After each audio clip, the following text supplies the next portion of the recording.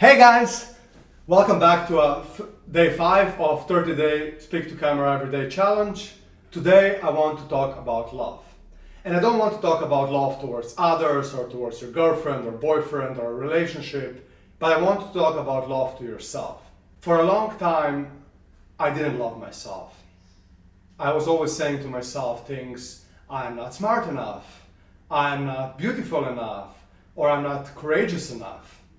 And because I was saying these things to myself, these negative thoughts actually started influencing my behaviors. So because I was saying to myself, I'm not smart enough, people perceived me and I was behaving in a stupid way.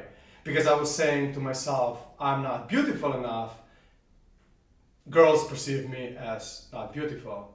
And because I was saying I'm not courageous enough, I was always operating from the place of fear. I read this article recently which said that around 80% of all the thoughts we have in our mind is actually negative thoughts, which is a very scary number if you think about it. So everything we think, 80% out of it, it's negative. And I quickly realized that your brains don't know the difference between negative and positive thoughts. So if you're thinking negative thoughts, and especially if you're saying to yourself negative things, then your body starts to believe them and you start acting in that way. So recently I turned around a little bit and I started noticing these thoughts, building some self-awareness of them. So every time I have a negative thought, I stop. I don't just let it be. I stop and I think about it. And I really think about where is this thought coming from internally. So what is driving this thought? Because they're always ingrained in some sort of fears or hurt inner child, and we can't operate from that place. So after I recognize the negative thought, I'm trying then to reframe it in a positive way. How do I do that? So I get a negative thought. Let's say my thought is, I'm not smart enough. And then I stop and I say, whoa, okay. You are not smart enough, you state it as a fact. But then if you go back, what are all the situations that prove it wrong? I always had really good grades. I was working for consulting, which is an industry very hard to come in. I always was asked for advice by my friends. And all of these situations reinforce the belief that I actually am wrong, that it's not true that I'm not smart enough, it's just that I don't see it. And then the more I dive into it, and the more I ask myself questions and reflect back on situations, the easier it is for the situation to disappear. So this is how I'm treating the negative thoughts recently. And it helps me a lot because I'm starting reframing myself from this insecure boy that I was to a very self-confident man and secure man. And this is important because it's insecurity, everybody is insecure, right? If somebody tells you otherwise, they're bullshitting you. Because even if I'm super secure right now in the things I'm doing or in dating or in business, I mean, give me a guitar and tell me go play in front of 100 people. I would be very insecure because I don't know how to play guitar, right? So it's not black and white.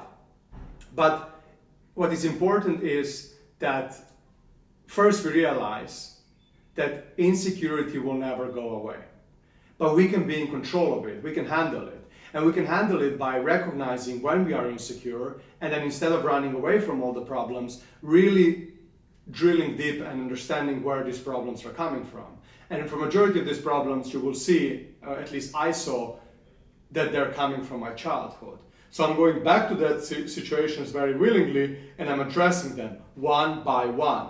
So I'm trying to understand, okay, why did this situation happen? Why did I perceive it as I perceived it? And how can I get from that situation to where I am today? Because I'm not a scared little boy anymore. And situations that were bothering me 20, 25 years ago should not be affecting my life right now, where I'm completely different, much more confident, doing all the things that I'm doing at the moment. The biggest challenge I have with insecurity is that insecurity has positive and negative effects, right? And positive effects of insecurity are that you're a perfectionist, that you think you're never good enough, and because you think you're never good enough, you're going to excel in whatever you do.